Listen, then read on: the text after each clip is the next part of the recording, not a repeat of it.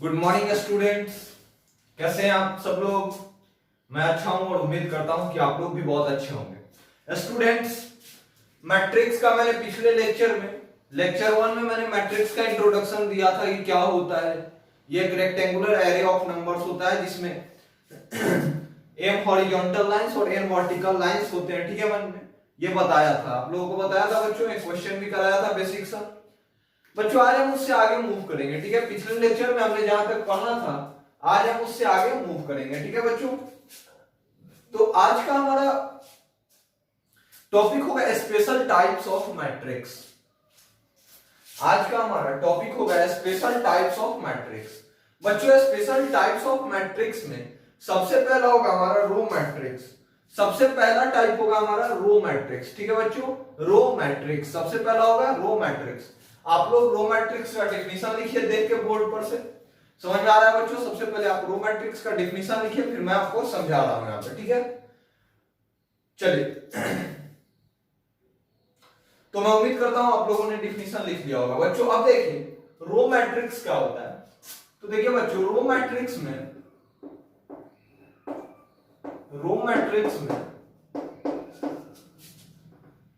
Exactly one row होता है। ठीक है, इन row matrix exactly one row. ठीक है, एग्जैक्टली वन रो होता है। ठीक है बच्चों, रो मैट्रिक्स का एक ऐसा टाइप है। देखिए मैट्रिक्स का एक स्पेशल टाइप है रो मैट्रिक्स, जिसमें क्या होता है कि हमारा जो रो जो होता है ना, एक ही रो होता है। ठीक है, सिर्फ एक ही रो होता है।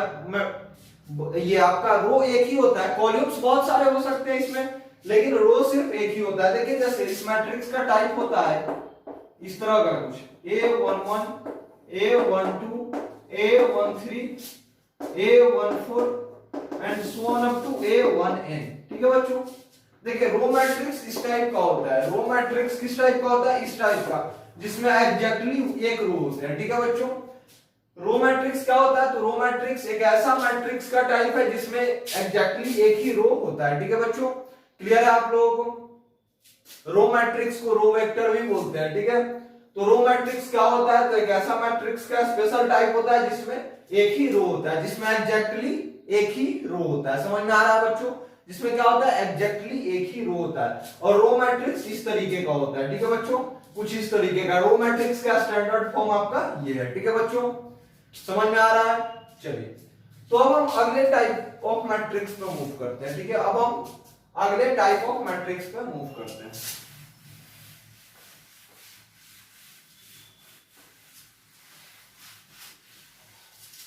बच्चों अगला टाइप है बच्चों हमारा कॉलम मैट्रिक्स। अगला टाइप है हमारा कॉलम मैट्रिक्स, जिसको हम लोग कॉलम वेक्टर भी बोलते हैं।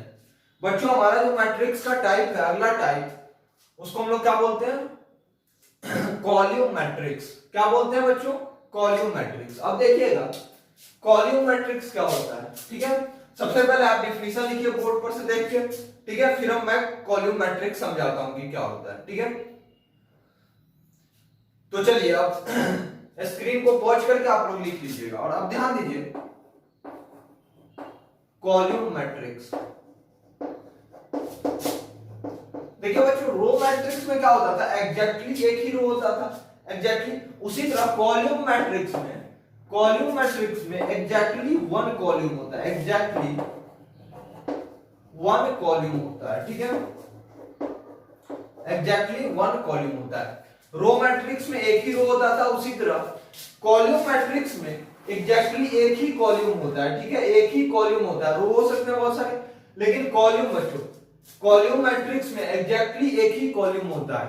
अब कॉलम मैट्रिक्स का स्टैंडर्ड टाइप आप लोगों के समझ में भी आ रहा होगा थोड़ा बहुत, कि कॉलम मैट्रिक्स कुछ इस तरह का होता है A11 A21 A31 and so on AM1।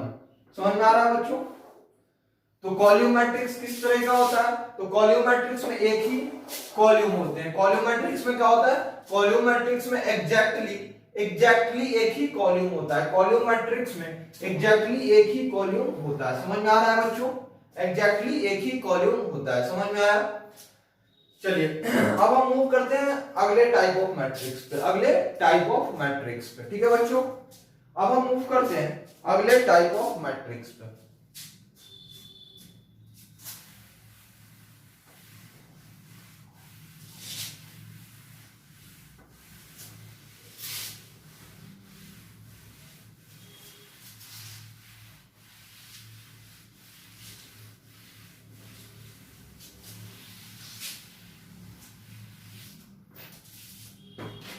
बच्चों अगला टाइप है हमारा जीरो मैट्रिक्स। अगला टाइप है हमारा जीरो और नल मैट्रिक्स, ठीक है। जीरो और नल मैट्रिक्स, जीरो और नल मैट्रिक्स। अगला टाइप है हमारा जीरो और नल मैट्रिक्स। बच्चों अगला टाइप क्या है हमारा, जीरो और नल मैट्रिक्स। जीरो मैट्रिक्स और नल मैट्रिक्स। तो सबसे पहले बच्चों आप डिफिनीशन लिखिए जीरो मैट्रिक्स और नल मैट्रिक्स का, ठीक है। आप बोर्ड पर से देख के डिफिनीशन को लिखिए, फिर मैं समझा रहा हूं। देखिए बच्चों जीरो मैट्रिक्स क्या होता है, तो जीरो मैट्रिक्स एक ऐसा मैट्रिक्स होता है, जीरो मैट्रिक्स ऐसा कोई भी मैट्रिक्स जिसका हर एक एंट्री जीरो हो जाए, जिसका हर एक एंट्री मींस हर एक एलिमेंट जीरो हो जाए, जैसे जीरो जीरो जीरो जीरो। देखिए ये एक मैट्रिक्स लिखा हुआ है, ठीक है। ये एक मैट्रिक्स लिखा हुआ है जिसका हर एक एलिमेंट क्या है, जीरो जीरो है, तो इसको हम क्या बोलेंगे, जीरो और नल मैट्रिक्स। जीरो और नल मैट्रिक्स, जीरो और null matrix of order zero और नल मैट्रिक्स ऑफ ऑर्डर।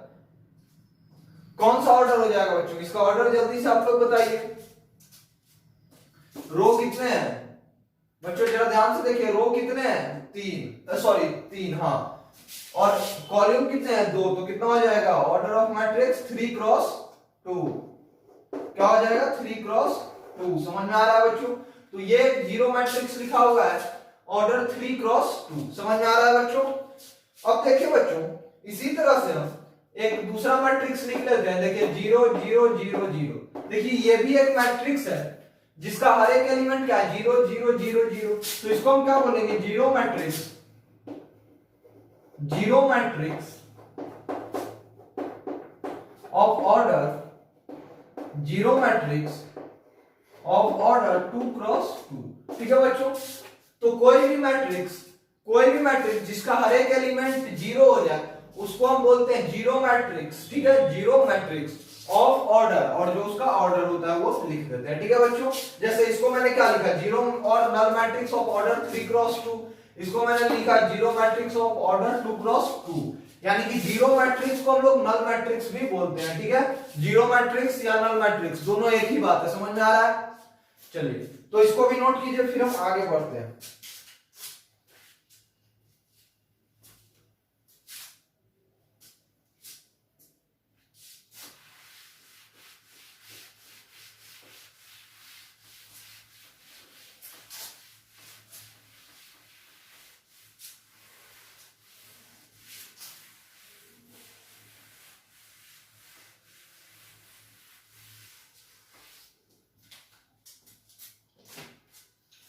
बच्चों अब हमारा अगला type of matrix horizontal matrix. अब क्या है हमारा, हॉरिजॉन्टल मैट्रिक्स। अगला टाइप क्या है, हॉरिजॉन्टल मैट्रिक्स। हॉरिजॉन्टल मैट्रिक्स क्या होता है बच्चों, सबसे पहले आप लिखिए, बोर्ड पर से देख के डिफिनीशन लिखिए, फिर मैं समझाता हूं कि क्या होता है हॉरिजॉन्टल मैट्रिक्स, ठीक है। हॉरिजॉन्टल मैट्रिक्स, तो देखिए बच्चों हॉरिजॉन्टल मैट्रिक्स क्या होता है तो समझिएगा कि देखिए किसी भी मैट्रिक्स में क्या होता है, किसी भी मैट्रिक्स में क्या होता है, एम हॉरिजॉन्टल लाइंस होते हैं, एम हॉरिजॉन्टल लाइंस होते हैं, एम हॉरिजॉन्टल लाइंस होते हैं किसी भी मैट्रिक्स में। एम हॉरिजॉन्टल लाइंस होते हैं और एन क्या होते हैं, वर्टिकल लाइंस। स्टैंडर्ड मैट्रिक्स में हमने यही लिखा था ना कि matrix matrix is a rectangular array of mn numbers which is the form of m horizontal lines and n vertical lines. यही मैंने लिखा था ना। तो मैट्रिक्स क्या हो जाता है बच्चों, एक m क्रॉस n का जो मैट्रिक्स होता है उसमें m हॉरिजॉन्टल लाइन और n वर्टिकल लाइन होता है। होता है ना बच्चों, m हॉरिजॉन्टल लाइन और n वर्टिकल लाइन होता है एक m प्लस n मैट्रिक्स। अच्छा बच्चों देखिए, अगर नंबर ऑफ हॉरिजॉन्टल लाइंस, अगर यानी कि m जो है m से बड़ा हो जाए, यानी कि number of horizontal lines number of vertical lines से बड़ा हो जाए, नंबर ऑफ वर्टिकल लाइंस से बड़ा हो जाए। समझ में आ रहा है बच्चों? देखिए मैंने क्या बोला कि m हॉरिजॉन्टल लाइंस और n वर्टिकल लाइंस होते हैं ना बच्चों। तो हमारा अगर ये m जो है m से बड़ा हो जाए, तो मैट्रिक्स किस टाइप का आ जाएगा? जरा ध्यान से देखिए बच्चों, मैं बना के देखता हूं, मैं मैट्रिक्स बना के देखता हूं, ठीक है।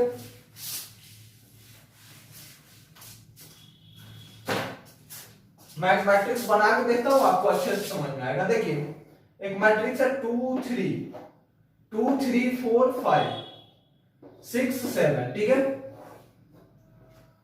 है, और ये एक दूसरा मैट्रिक्स में बना रहा हूं 2 3 4 5 6 7। देखिए दो मैट्रिक्स है, पहला जो मैट्रिक्स है वो क्या है, ये वाला, जिसमें क्या है, देखिए हॉरिजॉन्टल लाइंस कितने हैं? 3 हॉरिजॉन्टल लाइंस, 1 2 3, ठीक है, और वर्टिकल लाइंस कितने हैं? 1 और 2। यानी कि देखिए नंबर ऑफ हॉरिजॉन्टल लाइंस जो है नंबर ऑफ वर्टिकल लाइंस से ज्यादा है, ठीक है। m क्या है? ग्रेटर देन n है। मैं यहाँ पे हॉरिजॉन्टल मैट्रिक्स और वर्टिकल मैट्रिक्स दोनों एक ही साथ समझाते जा रहा हूँ, ठीक है बच्चों। यहाँ दोनों मैं एक ही साथ क्लियर कर दूंगा, ठीक है। हॉरिजॉन्टल मैट्रिक्स और ये वर्टिकल मैट्रिक्स दोनों का आप पहले डिफिनीशन लिख लीजिएगा। हॉरिजॉन्टल मैट्रिक्स और वर्टिकल मैट्रिक्स दोनों का बोर्ड से डिफिनीशन सबसे पहले लिख लीजिएगा, ठीक है। फिर मैं दोनों को एक ही साथ एक्सप्लेन कर रहा हूं, ठीक है। तो देखिए क्या हॉरिजॉन्टल मैट्रिक्स क्या है बच्चों? तो देखिए इसमें क्या है कि कितने 3 आपके हॉरिजॉन्टल लाइंस आ गए और 2 वर्टिकल लाइंस, ठीक है। यानी कि नंबर ऑफ हॉरिजॉन्टल लाइंस जो है इस मैट्रिक्स में, नंबर ऑफ हॉरिजॉन्टल लाइंस को मैं HL से लिख रहा हूं, HL greater than number of VL का मतलब वर्टिकल लाइंस, ठीक है। Number of HL greater than number of VL, ठीक है। अच्छा बताइए बच्चों, देखिए ये आपको हॉरिजॉन्टल शेप का दिख रहा है कि वर्टिकल शेप का दिख रहा है? ये देखिए थोड़ा सा हॉरिजॉन्टली बड़ा है और हॉरिजॉन्टली छोटा है और वर्टिकली बड़ा है। हॉरिजॉन्टली छोटा है, वर्टिकली बड़ा है, तो इसको हम लोग बोलेंगे बच्चों वर्टिकल मैट्रिक्स। इसको क्या बोलेंगे? Vertical matrix. Number of horizontal lines अगर ज्यादा हो जाए नंबर ऑफ वर्टिकल लाइंस से, तो कौन सा मैट्रिक्स हो जाएगा बच्चों? Vertical matrix. कौन सा मैट्रिक्स होगा? वर्टिकल मैट्रिक्स, ठीक है। देखिए आपको देख के भी लग रहा होगा कि ये वर्टिकली बड़ा है, हॉरिजॉन्टली छोटा है, ठीक है। तो इसको नाम देते हैं वर्टिकल मैट्रिक्स। अच्छा इसमें आप देखिए ये वाला जो मैट्रिक्स है, ठीक है, ये वाला, इसमें क्या है? हॉरिजॉन्टल लाइंस कितने? 1 2 और वर्टिकल लाइंस कितने हैं? 1 2 3। तो यहां हम क्या लिखेंगे बच्चों इसके बारे में? हम क्या कमेंट करेंगे? Number of HL less than number of VL। Number of horizontal lines जो है वो कम है नंबर ऑफ वर्टिकल लाइंस। यहां पे देखिए वर्टिकल लाइन 3 है और हॉरिजॉन्टल लाइन 2 है।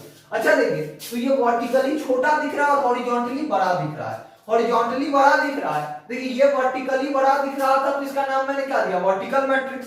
और ये हॉरिजॉन्टली बड़ा दिख रहा है तो इसका नाम मैं क्या दूंगा? Horizontal matrix. Horizontal matrix, horizontal matrix, horizontal matrix.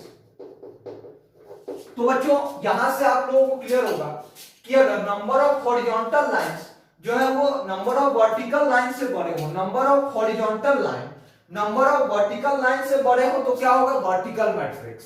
क्या होगा? Vertical matrix. Number of horizontal line ज्यादा तो मैट्रिक्स कौन सा? वर्टिकल। अच्छा नंबर ऑफ हॉरिजॉन्टल लाइन कम तो मैट्रिक्स कौन सा? Horizontal matrix.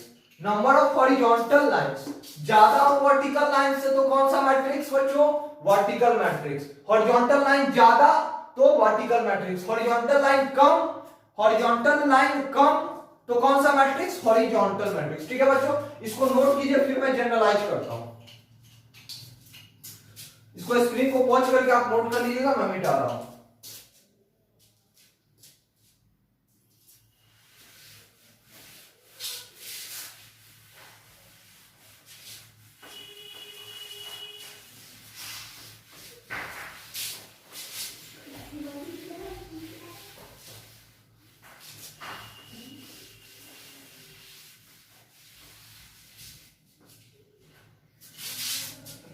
अब देखिए बच्चों, मैं एक स्टैंडर्ड मैट्रिक्स लिख रहा हूं m क्रॉस n का, ठीक है, m cross n, a11 a12 a13 a14 and so on a1n, ठीक है, a12 sorry a21 a22 a23 a24 and so on up to a2n, ठीक है। इसी तरह a31 a32 a33 a34 and so on up to a3n, ठीक है। अच्छा इसी तरह चला जाओ तो am1 am2 am3 am4 and so on up to amn amn। समझ में आ रहा है बच्चों, amn। तो ये हमारा एक m क्रॉस n मैट्रिक्स, ठीक है, ये हमारा matrix of order m cross n, matrix of order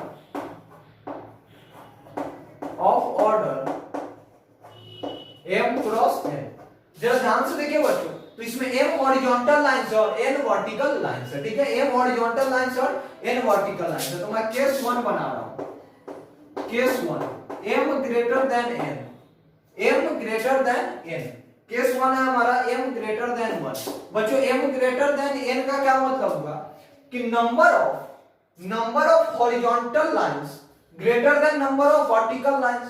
number of horizontal lines ज्यादा है, नंबर ऑफ हॉरिजॉन्टल लाइन ज्यादा हो तो कौन सा matrix, vertical matrix, vertical matrix. Number of horizontal lines ज्यादा तो वर्टिकल मैट्रिक्स। केस 2 है हमारा m लेस देन n। देखिए नंबर ऑफ हॉरिजॉन्टल लाइंस जो है, नंबर ऑफ हॉरिजॉन्टल लाइंस जो है कम है और नंबर ऑफ वर्टिकल लाइंस क्या है, ज्यादा है। नंबर ऑफ वर्टिकल लाइंस क्या है, ज्यादा है, नंबर ऑफ हॉरिजॉन्टल लाइंस है। तो इसमें क्या हो जाएगा, horizontal matrix, horizontal matrix, horizontal matrix. समझ में आ रहा है स्टूडेंट्स, ठीक है। तो इसको भी नोट कीजिए, इसको भी नोट कर लीजिए, ठीक है। अब हम आगे बढ़ेंगे इससे, इसको अच्छी तरह से नोट कीजिए।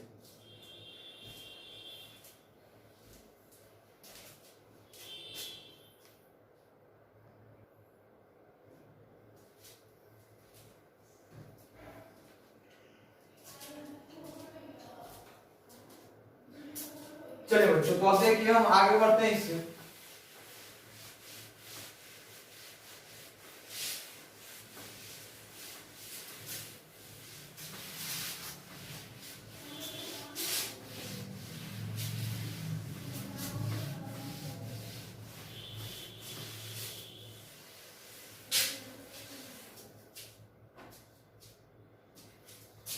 चलिए बच्चों, तो अब हमारा अगला टाइप है, हमारा अगला टाइप है आपका कौन सा, स्क्वायर मैट्रिक्स। अब हमारा मैट्रिक्स का अगला स्पेशल टाइप है स्क्वायर मैट्रिक्स, ठीक है बच्चों। स्क्वायर मैट्रिक्स का आप डिफिनीशन लिखिए, फिर मैं इसको एक्सप्लेन करता हूं, ठीक है। तो स्क्वायर मैट्रिक्स क्या हो जाएगा बच्चों, पहले आप अच्छी तरह से डिफिनीशन लिखिए। तो चलिए बच्चों, अब स्टार्ट करते हैं। देखिए मैं एक्सप्लेन करता हूं कि स्क्वायर मैट्रिक्स होता क्या है।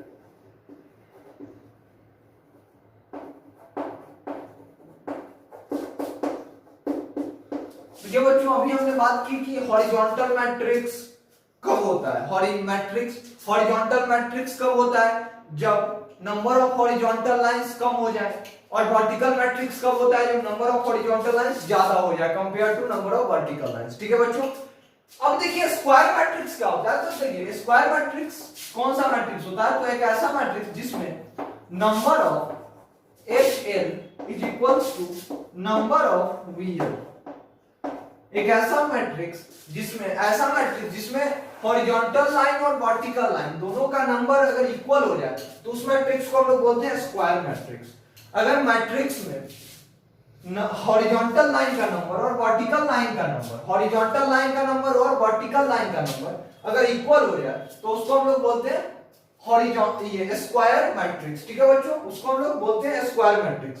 और अगर हॉरिजॉन्टल लाइन और वर्टिकल लाइन दोनों इक्वल है और ये दोनों अगर n के इक्वल हो जाए, ठीक है, अगर ये दोनों n के इक्वल हो जाए तो हम बोलते हैं matrix of order square matrix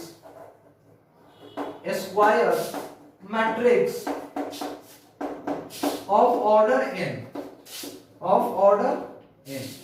ठीक है बच्चों।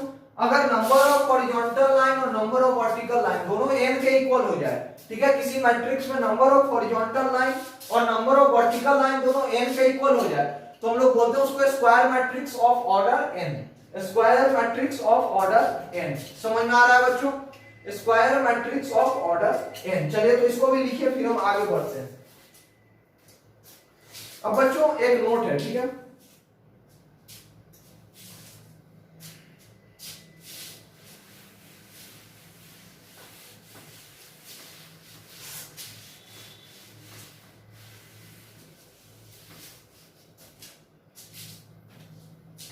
अब देखिए जैसे कोई मैट्रिक्स है, ठीक है, मैं एक स्टैंडर्ड मैट्रिक्स बना रहा हूं A11 A12 A13 से लेके A1n, इसी तरह A21 A22 A23 A2n A31 A32 A33 A3n and so on, AM1 AM2 AM3 से लेके AMN तक, ठीक है बच्चों। एक स्टैंडर्ड मैट्रिक्स मैंने बना दिया, ठीक है। अब देखिए जरा ध्यान से देखिए, ये वाला एलिमेंट A12 और A21 A12 and A21 are conjugate elements,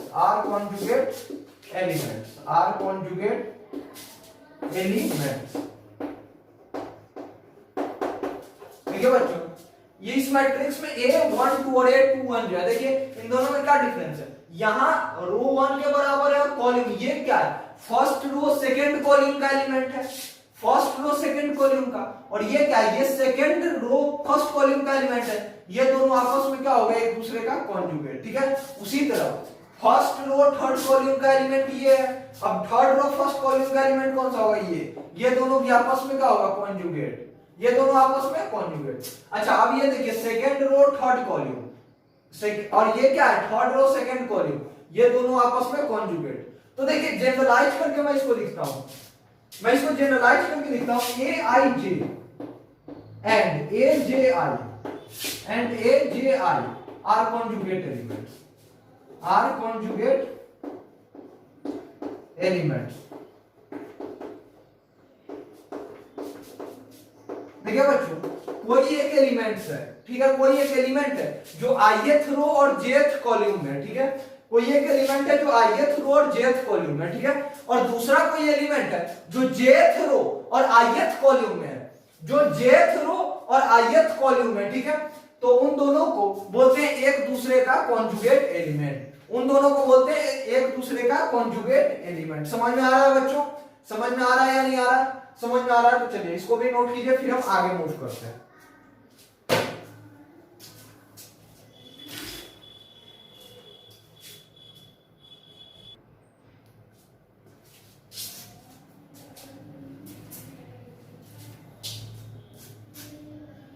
चलिए बच्चों तो हम आगे मूव करते हैं।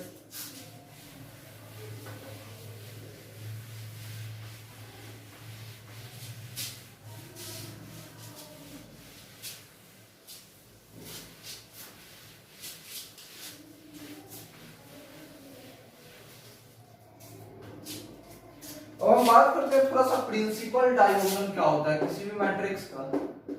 प्रिंसिपल डायगोनल क्या होता है, प्रिंसिपल डायगोनल। तो चलिए बच्चों देखते हैं प्रिंसिपल डायगोनल क्या होता है। तो देखिए कोई मैट्रिक्स है, ठीक है, स्टैंडर्ड मैट्रिक्स ही मैं लिख रहा हूं, कोई मैट्रिक्स है स्टैंडर्ड मैट्रिक्स, ठीक है।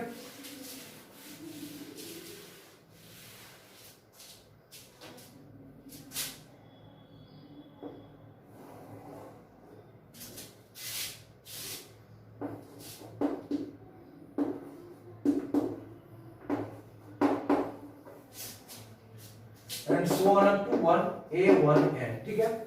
दूसरा A21 A22 A23 and so on कहां तक बच्चों A2N। अच्छा देखिए फिर A31 A32 A32 A33 and so on A3N, ठीक है बच्चों। अब देखिए अगला है हमारा, इसी तरह चले जाएंगे तो AM1 AM2 AM3 and so on AMN। तो बच्चों देखिए ये हमारा एक स्टैंडर्ड मैट्रिक्स लिखा हुआ है। अब हमको इस स्टैंडर्ड मैट्रिक्स के प्रिंसिपल डायगोनल के बारे में बात करना है। प्रिंसिपल डायगोनल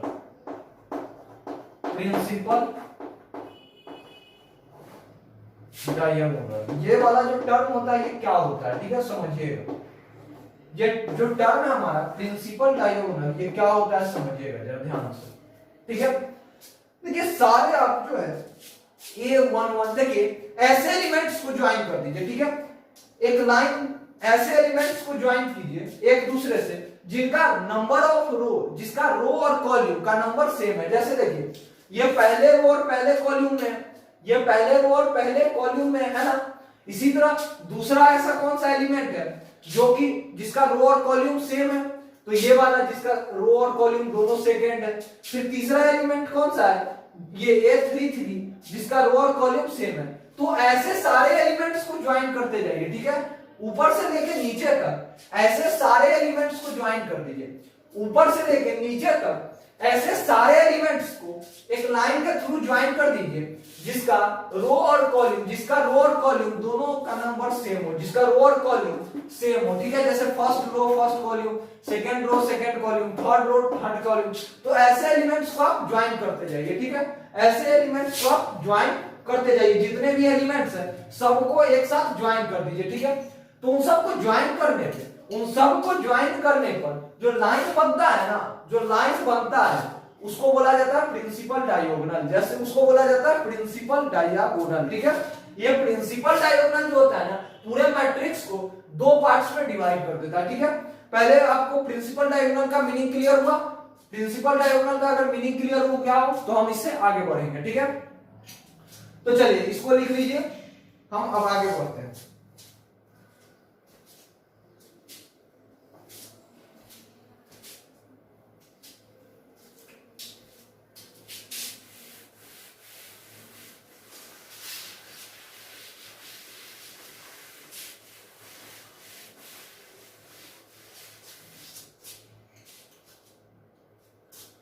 अब देखिए मैं बना रहा हूं एक 2 3 4 5 6 7 8 9 10 11 12 13।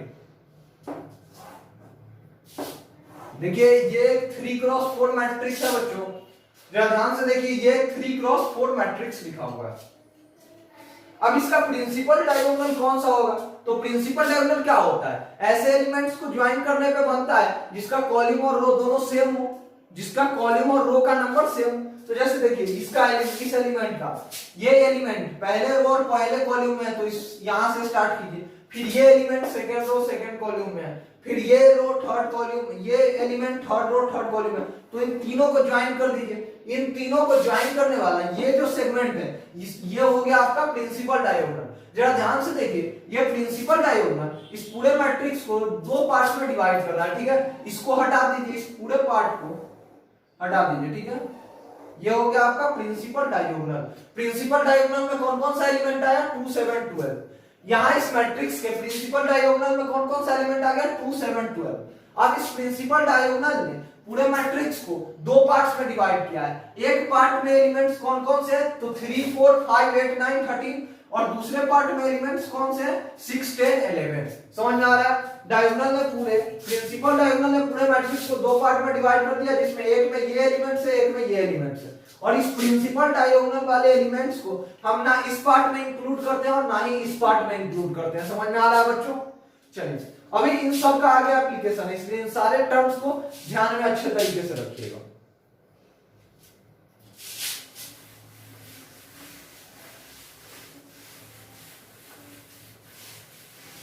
अब देखिए स्क्वायर मैट्रिक्स एक मैं बना रहा हूं, ठीक है। एक स्क्वायर मैट्रिक्स यानी कि 2 3 4 5 6 7 8 9 10। देखिए इसमें क्या है, नंबर ऑफ हॉरिजॉन्टल लाइंस और नंबर ऑफ वर्टिकल लाइंस दोनों इक्वल है, तो ये क्या हो गया, एक स्क्वायर मैट्रिक्स हो गया। ये एक स्क्वायर मैट्रिक्स हुआ ना बच्चों। अब देखिए, अब इस स्क्वायर मैट्रिक्स में आप प्रिंसिपल डायगोनल बनाइए, तो ये एक एलिमेंट जो first row first column, second row second column, third row third column, तो देखिए ये हो गया आपका प्रिंसिपल डायगोनल, हो गया ना बच्चों। ये क्या हो गया आपका प्रिंसिपल डायगोनल।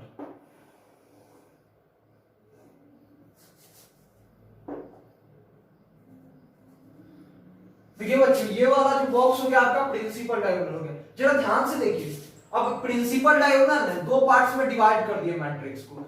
एक पार्ट में एलिमेंट कौन कौन सा आया, 3 4 7 और दूसरे में 5 8 9।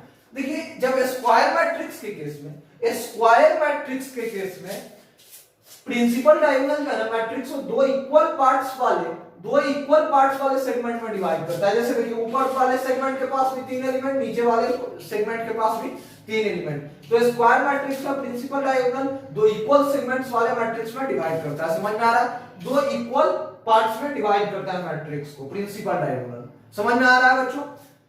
अब चलिए थोड़ा सा आगे मूव करते हैं और स्क्वायर मैट्रिक्स के कुछ टाइप्स देखते हैं।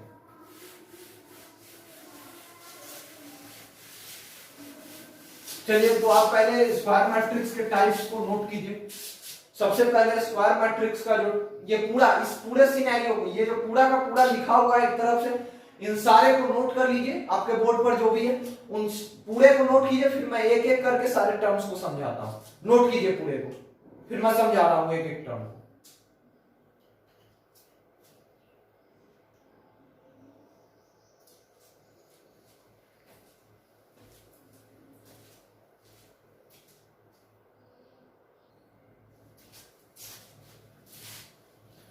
बच्चों इसको नोट कर लीजिए और आप लोग इसको पढ़ के देखिएगा। मैं इससे आगे अगले क्लास में कंटिन्यू करूंगा, क्योंकि वीडियो ज्यादा लंबा हो जाता है तो आप लोग पढ़ना नहीं चाहते। ठीक है, थैंक यू वेरी मच।